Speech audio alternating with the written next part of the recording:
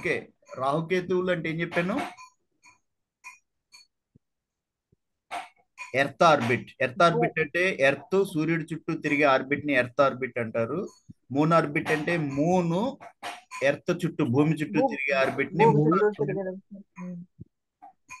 ఈ earth orbit moon earth. Orbit intersect ఎక్కడైతే cut అవుతాయో ఆ 2 పాయింట్స్ ని నార్త్ నోడ్ సౌత్ నోడ్ అంటారు. North node Rahu, south node వచ్చి కేతు. కేతు.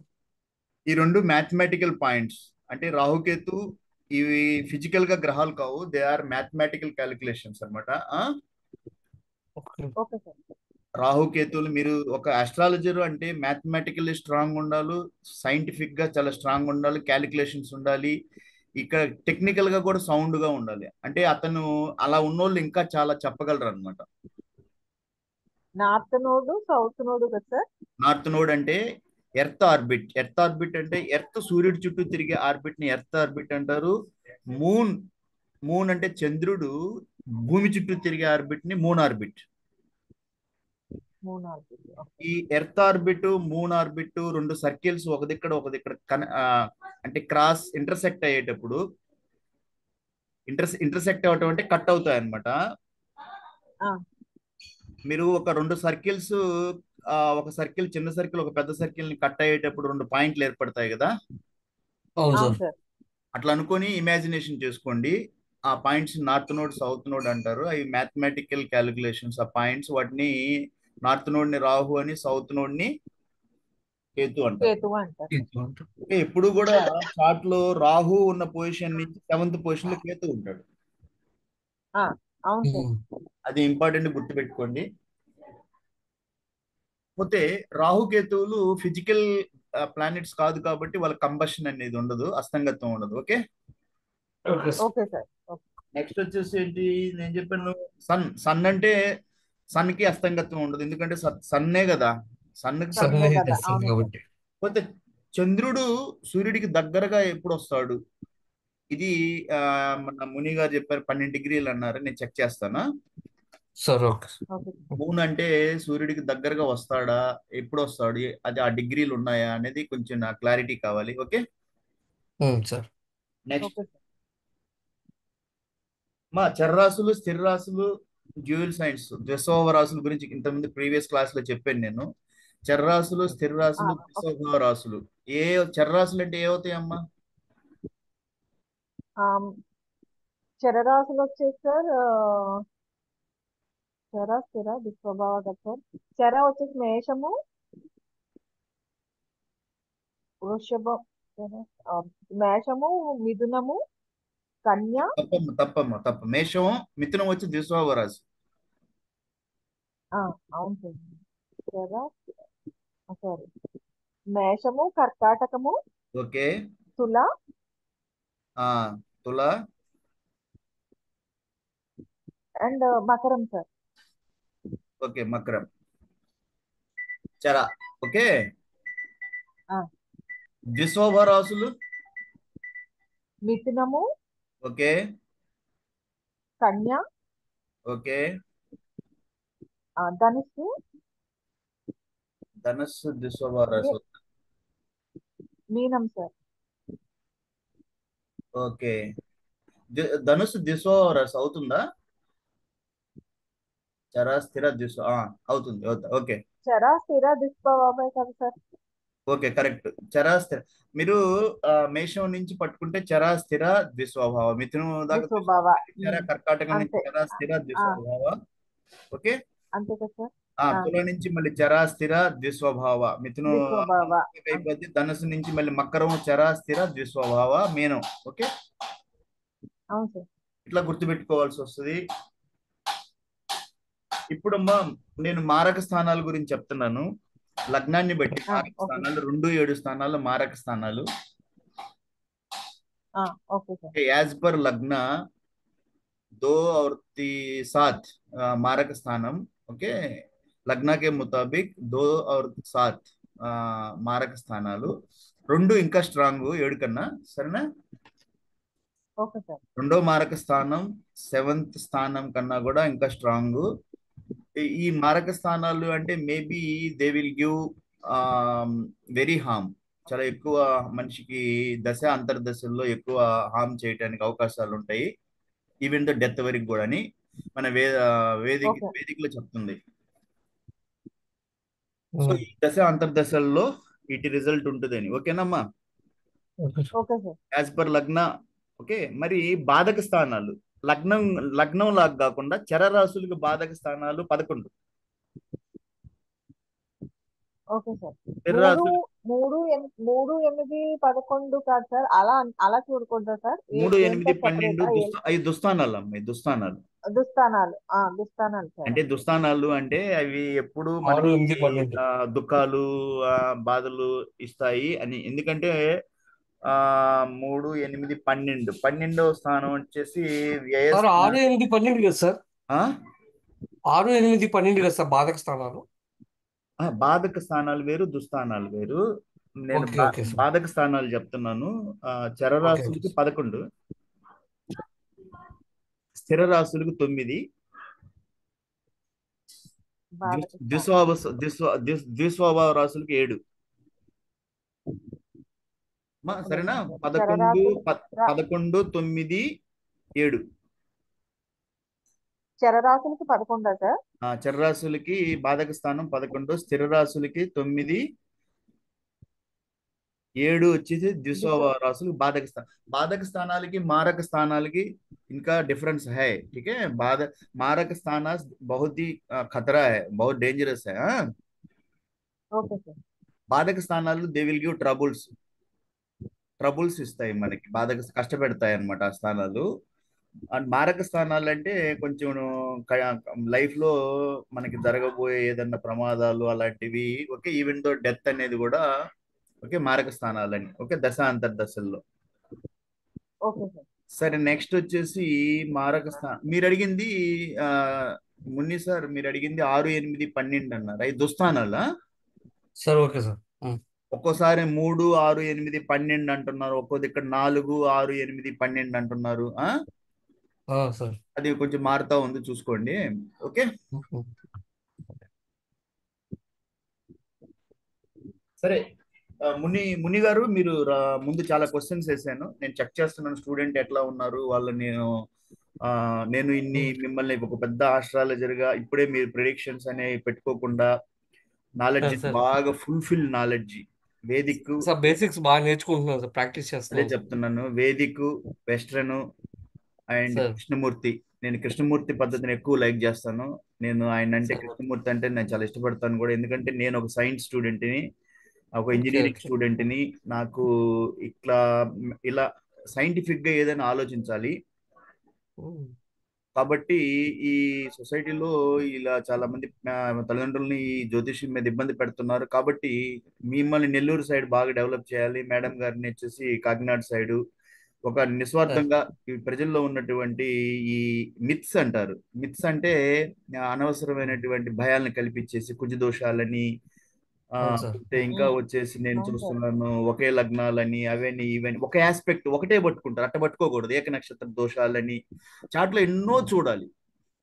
Okay sir. వేద నక్షత్ర అవును సార్. దోషాలని, రాసులు కలవటం లేదు, గ్రహాలు కలవటం లేదు, అష్టకూటాల్లో అష్టకు 36 పాయింట్లకి 14 పాయింట్లే వచ్చింది, ఇట్లా చెప్పి భయపెట్టేస్తా ఉన్నారు. అవును సో నేననేది ఏంటంటే, ఇలా వచ్చిన స్టూడెంట్ కి బాగా చెప్పి వాళ్ళు ఇంకా వాళ్ళకి ఫుల్ నాలెడ్జ్ రావాలి. ఫస్ట్ వాళ్ళు నేర్చుకుంటున్నారా లేదా అనేది నాకు నమ్మకం కలగాలి. అందుకే క్వశ్చన్స్ మీరు రాలేదు, ఫస్ట్ హాఫ్ అంతా క్వశ్చన్స్ ఇస్తాను. సారీ సార్, కొంచెం లేట్ అయింది సార్. No problem. నెక్స్ట్ కూడా ఒక ఫస్ట్ పీరియడ్ అంతా క్వశ్చన్స్ నడుస్తూ ఉంటాయి అన్నమాట. మీరు ఎంతవరకు ఓకే ఉన్నారు, ఓకే ఓకే సార్, మంచిది సార్. ఓకే అది సార్. చాలా క్వశ్చన్స్ రైజ్ చేశాను ఈ రోజు నేను. అందుకే సెకండ్ పీరియడ్ టాపిక్ వెళ్దాము. అది మీరు ఆ రికార్డింగ్ మీకు పంపిస్తాను, చూసుకోండి. సార్ సార్ తప్పకుండా సార్. సరే, ఈ రోజు మనం ఏం చూద్దామంటే, ఆజ్కి క్లాస్ మే శుభ అశుభ గ్రహాలని లగ్నాన్ని నుంచి ఎలా ఫైండ్ అవుట్ చేయాలి, ఇది మనకు చాలా ఇంపార్టెంట్. ఓకే, లగ్నా కే ఓకే సార్. ముతాబిక్ ఓకే శుభ సార్. और అశుభ గ్రహాలని ఎలా కౌంట్ చేసుకోవాలి అన్నది మనకి ఇంపార్టెంట్. ఇది చాలా ముఖ్యమైన విషయము. లగ్నా కే as per ascendant how to find the benefic and malefic planets. Okay, that is very important. We will try to find out them today's class. Okay, so మనం ఓకే ఫస్ట్ ఏం చేద్దామంటే, దీనికి వెళ్దాం, చార్ట్ తీద్దాం మనది. దాంట్లో ఫస్ట్ వచ్చేసి నేను ఇన్ జనరల్ ఏం చెప్పాను? ఇన్ జనరల్ ఏ శుభగ్రహాలు సాధారణంగా ఏ గ్రహాలు శుభగ్రహాలు అని చెప్పాను? గురుగ్రహాలు శుభగ్రహ सबसे గురుపాలిత पहले గ్రహాలు శుభ అని చెప్పేసి. सबसे पहले మొట్టమొదటిగా వచ్చి గురువు శుభగ్రహం. ఇద్దరు గురువులు దేవగురువు వచ్చేసి గురువు దేవగురువు బృహస్పతి అనే గురువు అంటారు, శుక్రుడు. బృహస్పతి అంటారు ఆయన్నే. ఓకే. శుక్రాచార్య రాక్షస గురువు శుక్ర, వీనస్, జూపిటర్ అండ్ వీనస్ శుభగ్రహాలు. ఓకే, ఇన్ జనరల్ ఓకే సాధారణంగా. సార్. మూడో గ్రహం శుభగ్రహం ఏం చెప్పాను? పూర్ణచంద్రుడు. పూర్ణచంద్రుడు, శుక్లపక్ష చంద్రుడు అంటే రైజింగ్ మూన్. రైజింగ్ మూన్ అంటే ఎట్లా చెప్తాం? అమావాస్య నుంచి రైజ్ అవుతా వస్తా పాడ్యమి, విధియ, తదియ, చతుర్థి, పంచమి, షష్ఠి, షష్ఠి, సప్తమి, సప్తమి, అష్టమి, నవమి, దశమి, అష్టమి, నవమి, ఏకాదశి, దశమి, ద్వాదశి, ఏకాదశి, త్రయోదశి, చతుర్దశి, పౌర్ణమి. పౌర్ణమి. శుక్లపక్ష చంద్రుడు అంటే రైజింగ్ సన్, పెరుగుతున్న చంద్రుడిని గుర్తుపెట్టుకోవాలి మీరు. ఆ అబ్బాయి జాతకుడు అమ్మాయి గాని శుక్లపక్షంలో పుడితే ఆ చంద్రుడిని మనం శుభగ్రహంగా తీసుకోవాలి. ఓకే.